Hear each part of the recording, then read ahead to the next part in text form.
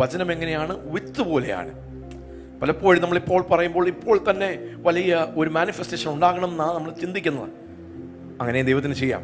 പക്ഷെ ദൈവത്തിൻ്റെ വഴികൾ എന്താ?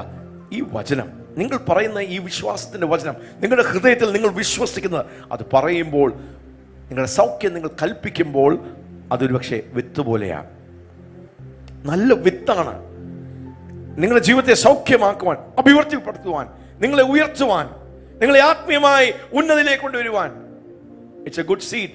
നിങ്ങളത് സ്നേഹിച്ച് ആ വിത്തിനെ നിങ്ങളൊന്ന് വളർത്തിയാൽ, അതിനൊന്ന് പോഷിപ്പിച്ചാൽ, ഹല്ലേലൂയ, ആ വിത്ത് നിശ്ചയമായി ഒരു ഫലം പ്രകടിപ്പിക്കും.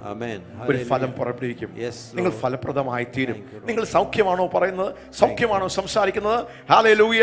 ഉയർച്ചയാണോ സംസാരിക്കുന്നത്? നന്മയാണോ സംസാരിക്കുന്നത്? അനുഗ്രഹമാണോ സംസാരിക്കുന്നത്? നിങ്ങൾ നിരന്തരം സംസാരിക്കുന്നത് ജീവനാണെങ്കിൽ ജീവൻ വ്യാപരിക്കും.